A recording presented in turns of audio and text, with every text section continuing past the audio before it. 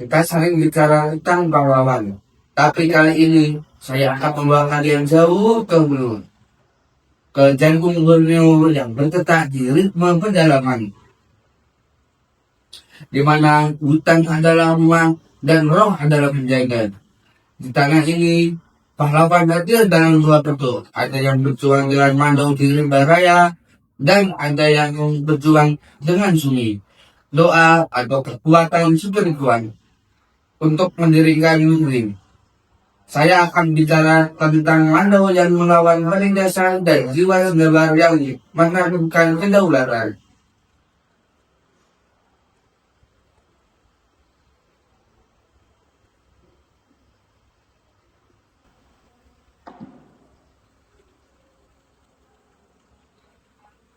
Kita mulai di hutan, di mana lawan hati dengan kehormatan. Di sana dengan masyarakat Dayak Ibadah. Hiduplah pahlawan kita Tembak Jago.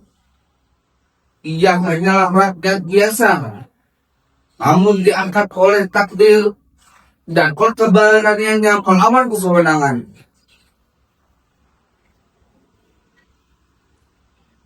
Ketika bangsa luar datang mengklaim tanah pendidikan rakyat, bahkan melihat satu hal, ketidakadilan. Ia tidak bisa ia menolak melihat kaum lagi indah-indah.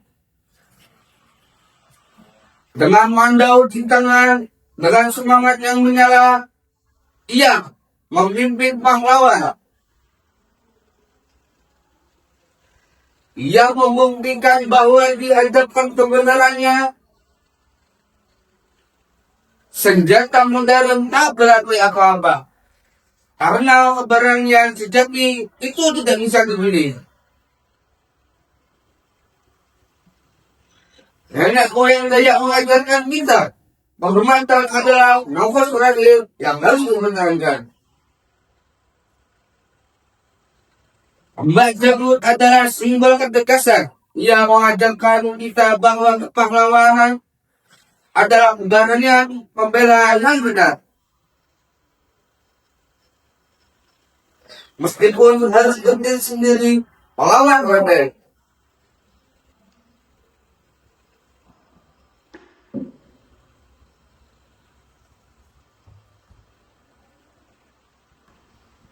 Kini, mari kita bergerak di pedalaman ke wilayah yang kita kenal sebagai Kutai Barat. Disinilah cerita Sendawat berawal sebuah kerajaan yang berdiri di atas asal spiritualitas Dayak. Kita bicara tentang tokoh legendaris Haji Manau atau sering disebut Raja Sendawat.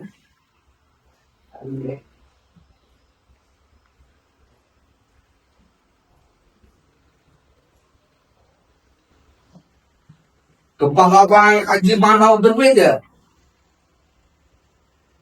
Ia tidak hanya berjuang melawan musuh fisik, tapi melawan ketidakteraturan. Ia berselingkuh mendirikan sebuah pusat peradaban baru Sendawat dengan tantangan alam dan masyarakat yang berbeda-beda.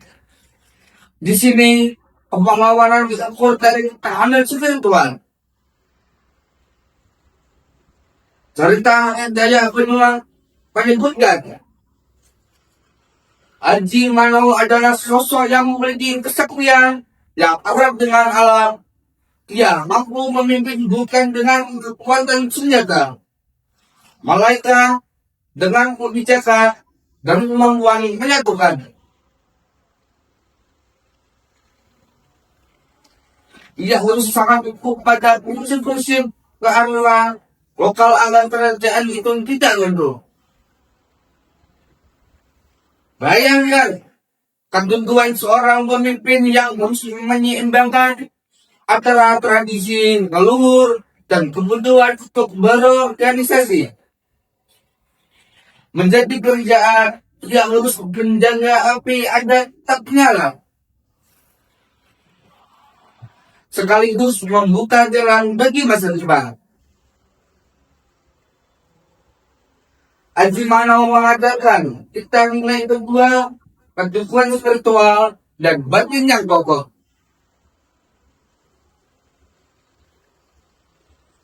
Pahlawan sejati adalah yang mampu menciptakan perdamaian dalam kekacauan, termampu memimpin dari hati, hormat setiap roh dan setiap komunitas. Dia pahlawan menunjukkan bahwa kedaulatan sejati adalah kedaulatan moral.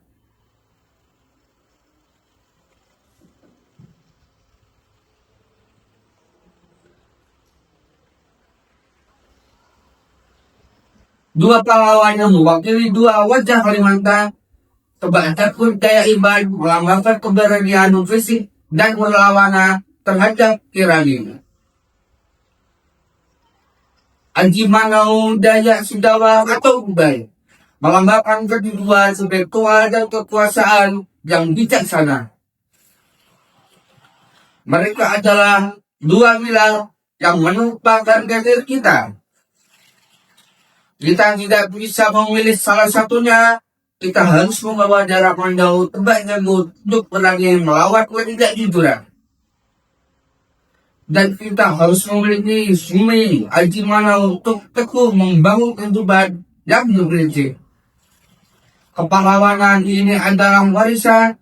Ini adalah kompas yang menunjukkan bahwa kekayaan sejati Ubar dan Daya bukan pada hasil tambang, melainkan pada jiwa yang berani dan hati yang hidup. Di era informasi ini, di mana kita hadapi musuh tidak berbeda, seperti keraguan, keputusasaan, dan hilangnya identitas kita untuk semangat terbang jagung untuk berani menjamin diri sendiri. Dan kita butuh ketentuan Raja Sendawat untuk tetap berakar pada nilai-nilai luhur kita, dimanapun kita berada.